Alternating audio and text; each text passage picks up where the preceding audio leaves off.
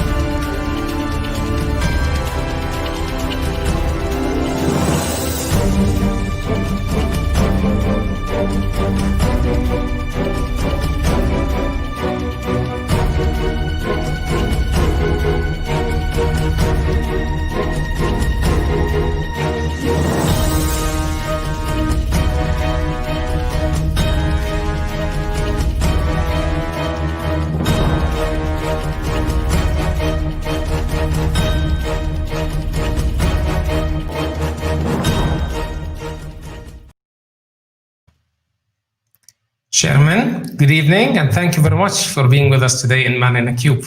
Hi, good evening. Good evening. So, go ahead. Just to correct you on a small note, as you introduced me, I'm not the director of the Research Institute anymore. I co-founded the institute, but I have moved on and I started something new called the Token Kitchen. So just where we do research and consulting on token economies and DAOs. That's great, amazing, congratulations. The name, sounds interesting, and I'm sure you're doing interesting stuff there. Thank you. I'm very excited to be here. Thank you so much. So let's start with our topic today. But first, let's start by defining the Web3 and then the DAO. In some of your talks, when we watch your sessions on YouTube, and thank you so much for making this available for us, I like the sentence when you compare the tokens, when you compare websites to Web 2, it's like tokens to Web3. I love that, comparison. So maybe we can start a little bit by defining what is Web3 from your point of view, and then we define a little bit the decentralized autonomous organization. Okay, so if we think about the history of the internet, from when the internet really became a mass phenomenon in the early 90s. It existed before the 90s, right? But most people didn't use it. Why? Because they didn't have a personal computer, and because you really needed to know computer language to be able to connect with another computer. This whole thing changed when Tim Berners-Lee introduced the HTML and the World Wide Web standard, which made it really easy to create a website with a few lines of code written in simple computer language and a simple markup language called HTML. So it democratized the creation of websites and the access to information. And anyone could create a website, but it took us a long time to understand what can we do with a website. From the early 90s to the late 90s, almost 10 years passed until people figured out, oh, a website is not a website. I can create maybe an e-commerce website or a knowledge creation website or a social media website, and it brought consumers and producers of information, goods and services, and media together, of collaborative creation, but always with a kind of platform in the middle. Why? Because the way the internet is created today, or the way data is managed traditionally, is based on the principle of client-server technology, where one company has all the data of all the players in the network. So the Web3 reinvents the computer and the internet in the backend, right? And it kind of combines the logic of the standalone computer with the internet, because now we can provide different computing, like data management, collaboratively. And so basically the Web3 is a backend revolution. It allows us to collaboratively manage data if we do it right, in a privacy preserving way. And it allows us to, it reduces the walled gardens. And it really allows us to have true peer-to-peer value exchange.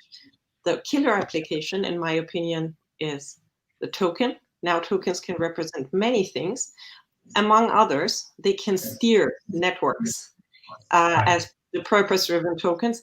These networks is what you explained, and is commonly in the community referred to as DAOs, Decentralized Autonomous Organizations, networks that are co-steered collaboratively by the network members. And usually the kind of the rules of who is allowed to do what in the network are written in computer code. And in order to make sure that people actually stick to the rules, you incentivize them with the network token. Right.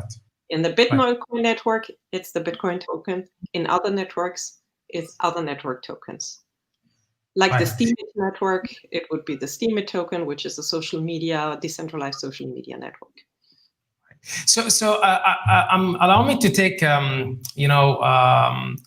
this screenshot. Actually, it's from your book, and it just here explains how this DAO concept is, how it moves us from traditional top-down organizations into decentralized autonomous organizations, right? Where there is no centralized legal entity. It's a self-enforcing code, which we call smart contracts. And tokens, as you said, will be really the incentives for the people today to use it and utilize it. So how do we really create these tokens? I like the concept that you talk about a lot. You say purpose-driven tokens, right? There should be a purpose. And in your book and in other talks, you mentioned how people and startups right now try just to create anything without keeping the purpose in their mind and really understanding that this needs a different approach when you want to think about creating a token. So can you please tell us more about that? So I think the first really important thing is to understand that a DAO, a decentralized autonomous organization, which is co-steered by all the network members, has more similarities with a nation state than with a company that is top-down, kind of managed and owned by one or a limited number of entities, right? So this co-steering, so the network token is kind of the currency of this particular, I call it distributed internet tribe. Now, the question is, what is the purpose of the tribe? in the case of the Bitcoin network, the purpose is to collaborative computing, is to collaborative manage all tokens in the network, right? Mm-hmm. And to provide for peer-to-peer kind of remittances of these tokens without banks. And so the incentive mechanism is designed so the individual will be incentivized to contribute to that collective goal. Yeah. This incentive mechanism is different from an incentive network such as Steemit, for example, which is where the purpose is, Steemit is a decentralized social network similar to Facebook or Reddit, but it's collaboratively managed. And when you contribute with posts to the Steemit network, or when you curate content, you get rewarded with Steemit tokens. Yeah. Now, the purpose of a decentralized social network is a very different purpose than a payment network like Bitcoin. Yeah. So because the purpose is different, the design of the token needs to be different. The mechanism upon which the token is minted and given to network contributors needs to be different, because also the manipulation and possibilities of kind of market manipulation or manipulating content in a network is a different mechanism than manipulating transactions in a network. So a token is not a token. The design of a token, very much like the design of a website, depends on the purpose of the token as much as, how do you design an e-commerce website? Well, very differently than a social media website, because the purpose of a e-commerce website is different than a social media website. So I hope this analogy helps to understand that the question of how to design these token systems really is a function of the purpose. And I think slowly people are starting to understand that you can do a variety of things with tokens. You can represent access rights, ownership rights, voting rights, and management rights. And you can combine this in a way to steer very complex network of actors. And very exciting. But the question of how to design these token systems is really an ongoing trial and error process of learning as we're building these new systems, which is also why I created Token Kitchen. Basically, our tagline is we design token recipes, but the recipe depends on your purpose. That's a great analogy. And allow me to ask you about the token, since we're talking about decentralization and the DAOs. When you look at the different aspects of the DAO, everything from being autonomous to the actors of the DAO, they are distributed. There is no centralization at all. However, it looks like, and here you can correct me, it looks like we still have this point of centralization when you want to update the code of the DAO. Because that's not an easy thing to do. You need a group of experts who can do that. So is that still the case? And if it's still the case, are we gonna resolve this moving forward, or what is the situation? Well, I think the analogy of the nation state will probably help to understand this again, right? So what is the kind of protocol in a nation state? It's our constitution, and it's the laws of a nation state, and depending on the type of the nation state, if it's a democracy, is an autocracy, but nation states usually have laws, and these laws in paper formulate the rights and obligations of the network actors, but we don't call them network actors, we call them citizens, right? But in the end, a nation state is a network. It's a network of people, it's a community. In computer science, we call it network, right? In social science, we call it a community, but it's the same thing. And so what happens in a nation state, let's say in a democracy, okay? What happens in a nation state democracy means that those people who are affected by the law are allowed to contribute to the creation of the laws, right? And so how do we do that? We elect, depending on the type of democratic system, we elect, either we can directly vote on the laws, or we elect representatives who on our behalf decide. And the same thing is true for a DAO. Eventually, I think we currently many DAOs have some type of direct democracy, but as the most scarce attention in our lives, or the scarce resource in our lives nowadays is attention, right? We cannot probably make decisions on every code upgrade of every DAO we're a member of, right? Even in a nation state, this is already too much, which is the reason why we have representative democracies where we elect representatives. So in the internet area, where we're members of different organizations, DAOs, right? And we can theoretically vote. Probably what we will be seeing is that we will have some kind of representative democracies or liquid democracies happening, where we can choose to more or less contribute to the kind of voting over how to upgrade the rules of the network. We call it code upgrade, yeah, because the rules are written in computer code, but in the end, it's the laws of the network. Thank you. Thank you for sharing that. So let's touch on the smart contracts, concept, right? And smart contracts today came as a layer. My understanding, it was pioneered and started by the Ethereum itself, on top of blockchain. So you can create this layer where you define really the relationships, the responsibilities, and all of that, right? So can you tell us or give us an example how smart contracts will function under the topic of DAOs, or how they will function along with the tokens? Okay, so maybe to clarify, smart contracts in the modern understanding maybe were invented by Ethereum, but really not. The concept of smart contracts goes back to Nick Szabo of the early 1990s. He already was people in this early cypherpunk era were already thinking about how the internet-based communities can use computers and computer code to organize their socioeconomic activities. And so the concept of smart contracts really is not new. And the Bitcoin network also has a smart contract, but it's one smart contract kind of that regulates only one type of value exchange, which is how to send Bitcoin or under which circumstances a Bitcoin transaction is valid. Right.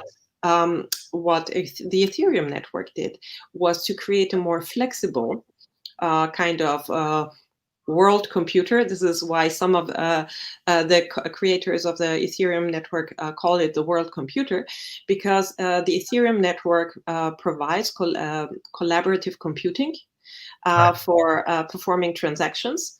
And it's not only one type of transaction, which is sending kind of one type of token from A to B, but it allows us to create complex tokens or simple tokens with different purposes.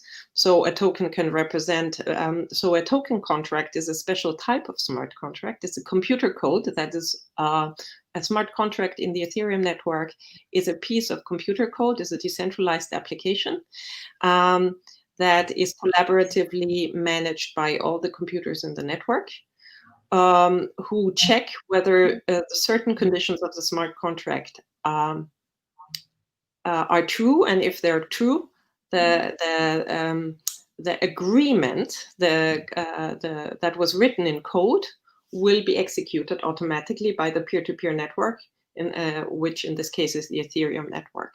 So it's automated contracts. A smart contract is not really smart.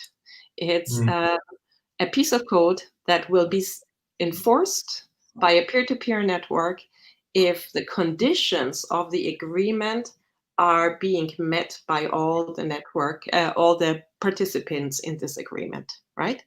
So if I have enough, if the smart contract was about me, for example, the smart contract, if it controls the door to a car rental service, it will check whether I am and whether I paid for that car rental service or I have enough money to pay for that trip. And if yes, it opens the door for me, right? But this is not done by this is not being kind of checked by a server of a company, but by the whole computer network the Ethereum network. Yeah. Correct. One interesting. So simple smart contracts just represent a token that can be an asset or an access right, and complex smart contracts, or we can also use smart contracts to create decentralized autonomous organizations, right? Without having to create a whole blockchain infrastructure. Right. So can we say that the smart contract could be equivalent to a token? Depends on the application? It depends, but well, there are smart contracts, right? A DAO is a complex smart contract where the rules, kind of the constitution of all network members are written there. But usually a DAO also needs a token. So it's a DAO is usually a set of different, and one of those smart contracts is a token contract. It's a specific type of smart contract that is there to be to create a token, right? And then the Ethereum ecosystem has standards for creating token contracts, so you don't have to create your token contract from scratch. There are different type of token standards where you only have to fill in kind of the attributes of the token. So depending on whether you create a fungible token or a non-fungible token, you will have more or less attributes. A fungible token is a token like any type of payment token or commodity token where one unit is equal to the other, right? So it doesn't have unique attributes, but many very interesting token examples, and this is not related to DAOs now, could represent tokens that represent unique goods or services, like a token that represents a specific piece of art. And a physical art could be tokenized and have a digital representative in the Web3, right? I like etc. So we can do a lot with these tokens, right? And with smart contracts, we can create tokens, but we can also create simple tokens, but we can also create complex systems that are steered by a token. Great. I like how you're connecting the art topic to the tokens since you studied art. So I'm curious to see your work in the future around that one. So let me move to the next pillar about the applications, opportunities, and challenges. We know that Bitcoin probably is one of the first DAOs, ever created. Somehow it is successful because so far, we didn't see catastrophic maybe results, hitting the Bitcoin. Now, yes, the values goes up and down. Maybe this is debatable. But allow me first, before I ask you, what do you think about the applications, where we can apply that, what we can do in our world? We went and we asked the GPT-3 about its opinion. And I'm interested in finding out what GPT-3 is saying. So let's see what GPT-3 said when we asked it about it. The question was, what is the best application for the decentralized autonomous organizations? Now, by the way, you might agree with the answer. Maybe it makes sense, maybe it doesn't make sense, but let's see what it said. I have a few ideas. One is the creation of an organization designed to serve as the most effective and efficient system for converting local crops, minerals, animals, and products into goods that are worth more than they cost to produce. For example, if one has pigs or hens, there would be no need for them to buy corn-fed beef from the supermarket. Rather, they could simply use their own feedstock in order to create perfectly good burgers with which people can eat at home. Alternatively, the decentralized autonomous organization could be designed to serve as a market in which people can exchange time. For example, if one person has some time that another person wants and vice versa, then they could trade it off through the creation of an organization with a system for obtaining reputations so as to ensure honest transactions. If instead of time, one has some skill or knowledge that another person wants, then the decentralized autonomous organization could be designed to serve as a market for the exchange of said goods and services. Another possible application of the decentralized autonomous organization concept is to design one that could create and sell shares in itself for a profit. In other words, the owners of such an entity would be able to make money off it without ever needing to do any work. That kind of thing should appeal pretty strongly, I think. There are lots of other ideas too. I could go on for a long time, but I think that this is enough. I look forward to learning from the human who provided this topic. So the answer was mainly around exchanging time, exchanging skills, Or Okay, I need to ask you, I'm sorry, before we need to talk later. Which GPT, did you train it yourself? Did you use, because it was surprisingly on the point, but obviously not very exact. yeah. The level, I guess, there is one word in decentralized autonomous organization. The level of decentralization really depends on the governance rules. Right. Many DAOs that are called DAOs are probably, that people refer to as DAOs, are probably decentralized organization, not so much autonomous.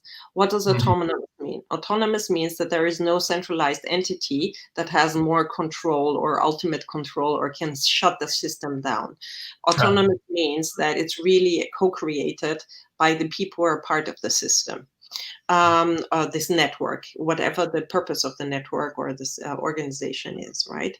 But the word decentralization is not a binary word. So I guess when we talk about smart contracts being used, being able to use smart contracts for a new form of organization over the internet, some of them can be more centralized or more decentralized. Most of the things that this AI was explaining to us were use cases of less autonomous organizations, but decentralized over the internet, right? Yes, I guess that's very important. But yes, basically a DAO, and the AI was right. It provides an operating system for collaboration, any type of socioeconomic collaboration and co-creation over the internet in the absence of legal contracts and in the absence, in theory, of service providers such as like these Web2 companies, all these Silicon Valley companies or non-Silicon Valley Web2 companies that provide a marketplace, that provide the trust layer between all the network, the people who are part of the Amazon network. They don't know each other, they don't trust each other, but they interact with each other because they have Amazon is the legal kind of entity in between that gives us guarantee that. So we don't need those legal entities anymore. So basically, what will happen is that all these companies that said they will disrupt us 10, 15 years ago, they are now being disrupted. But we will see so there will be no new players. So Amazon will be reduced to a search engine for things, but we won't need any Amazon anymore for clearing, and the settlement, the payment settlement, etc. We will need Amazon for the search of the products and for the delivery of the products, but we don't need Amazon anymore for the settlement of the values, right? For sending money, for making the payments, etc., etc. So we can have all a social media that is more collaborative, where everyone who uploads something to the network, like in Steemit, actually can also make money from it directly. And Steemit is a very good example, or other social media networks, Web3 social media networks. What do you think about Steemit? I heard you saying once that you don't think it's going to last for a long time. I don't know. No, not Steemit in particular, because the design of the incentives tokens is flawed.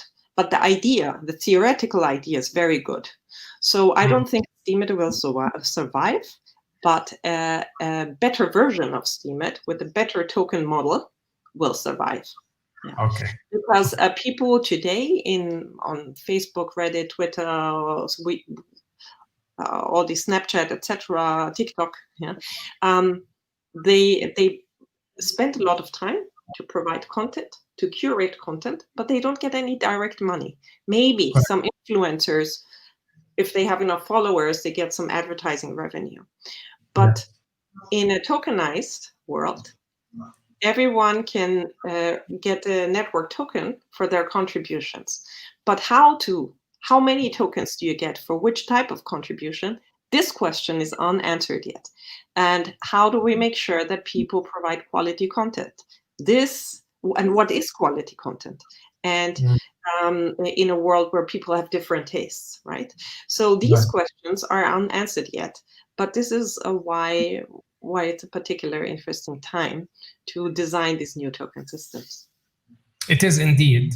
And I want actually to hear from you, since you were the curator of the DAO, probably the company that we know the story when it was created. I think, was it 2016, I believe, around that time. So, long story short, it was great. I think it raised around 150 million. And then the hack happened, right? And then, we know the story. They had to reset, back. I think there was a hard fork, if I'm not wrong. And then they had to reset and return the money. So in your opinion, was that incident a big reason behind the delay in the advance of DAO till 2020, or it didn't really impact our progress and research? Because at the end of the day, people... it was a catalyst, because I think the DAO and the prominence of the DAO, and it became so prominent because there so many people put money into it, much more than expected. I think the founders or the creators of the DAO expected maybe $2-3 million to at best. And then all of a sudden there was like over $150 million in 4 weeks that people, it was like hysteria. And then obviously the honeypot was very big. And then somebody found a buggy code and drained the smart contract with almost a third of the funds. And this is why it was actually this incident contributed to DAOs to become more prominent as a concept for people who didn't understand it yet, and it spurred a lot of research and development. Things like Moloch DAO and Aragon, etc. Many of these kind of platforms that are trying to provide services to create your own DAO without having to create everything from scratch, right? It's kind of, they're trying to provide a platform like WordPress for creating websites, instead of creating all the code for a website from scratch yourself, you take templates, you fill out the templates, you modify the colors. And when you want to create your own community, well, there are different types of communities. And you don't have to create the community rules from scratch. There can be a standard template for community rules depending on the type of community. Initiatives are now working on templates for creating online communities. We call them DAOs, but in the end, they're collaborative online communities, right? And, there are 7-8 billion people worldwide. We're a diverse range of people. We all have the same needs, probably. We need to eat, sleep, and get some love, and eventually we will all die. But in between, we have very different ideas of how we want to live. And so there will be different communities for different purposes with different values, and we can create them with pieces of code. And we can collaborate more efficiently. And I think that the DAO incident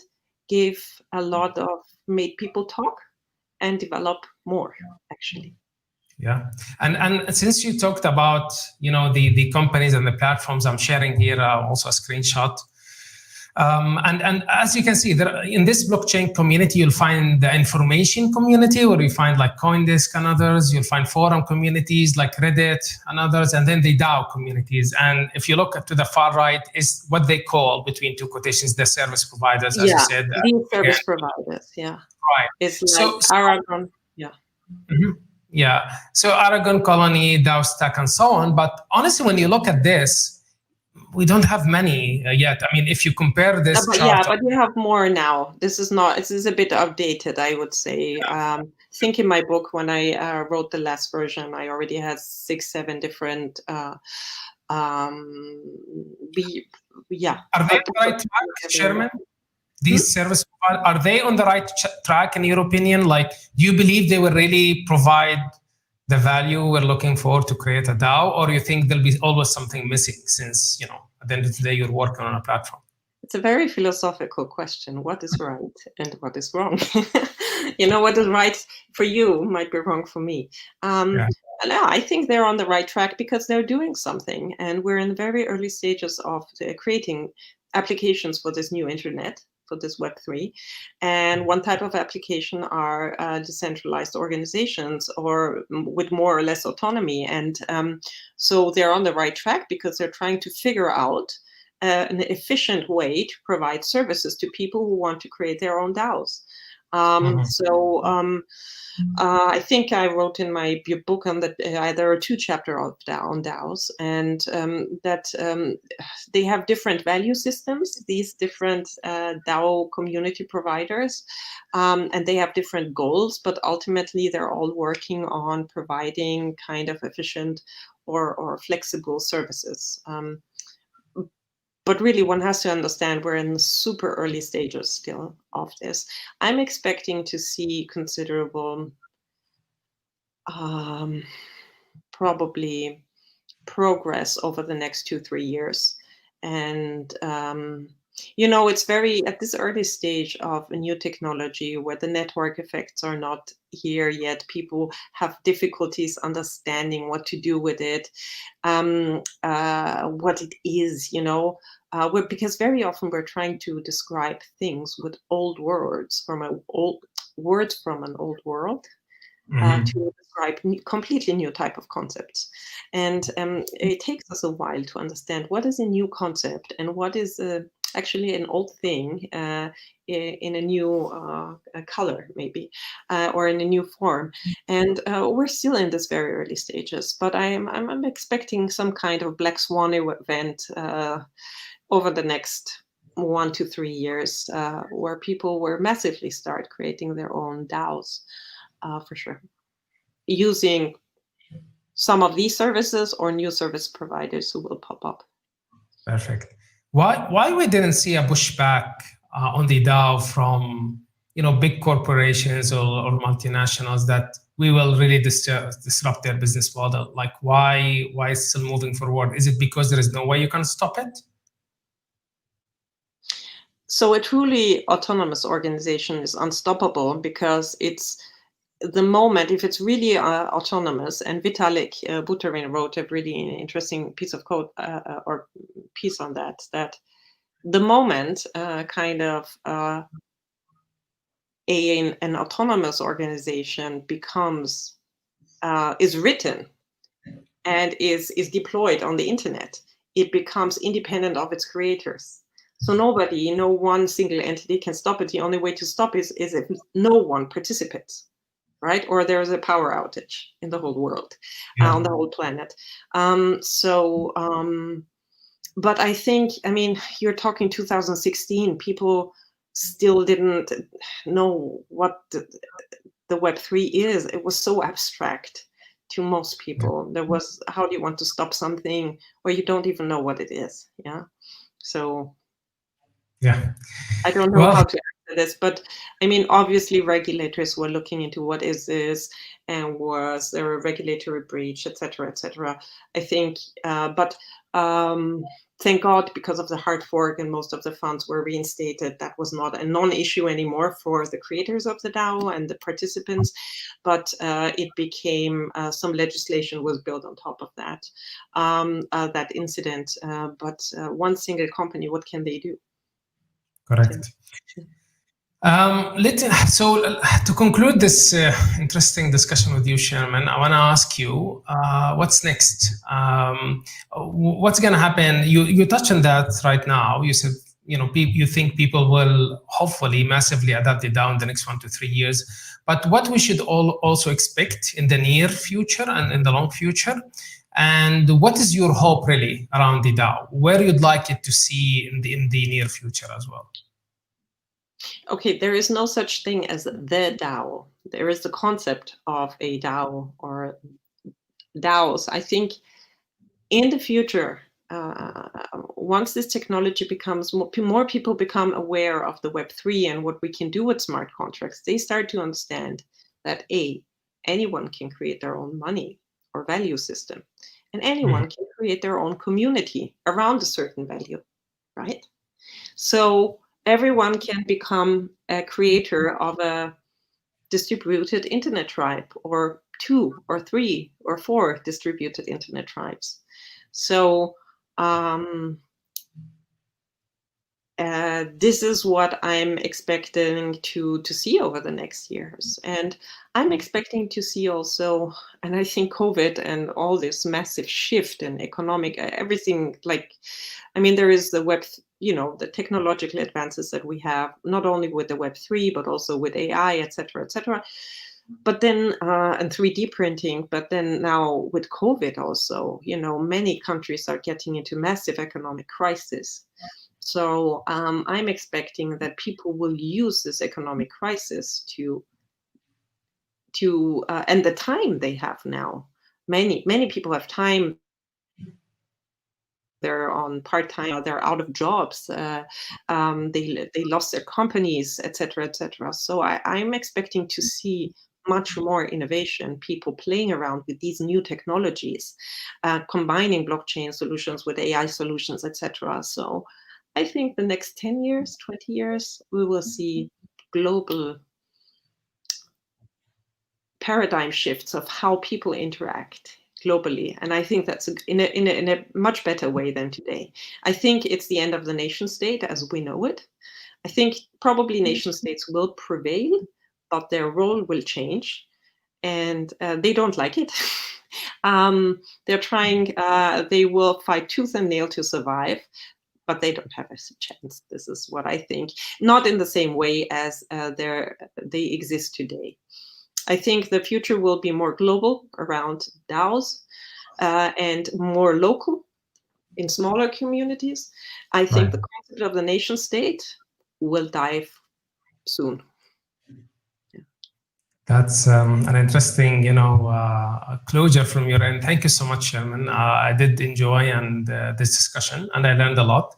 And thanks for all of our audience today. We hope you enjoyed the discussion. Shermin, again, we wish you all the best in the token kitchen. And we wish, please keep sharing your articles and your videos all over the internet. We will also share your website once again at the end of this live broadcast for people who'd like to follow you. So thanks a lot for the great work, Shermin. You're a personal, you're me personally, and I hope you continue this. Thank you. And thank you really for inviting me. It was a pleasure. Appreciate it. Thank you. Thanks for all our audience. We hope you enjoyed the discussion. Please like and share, and see you next week.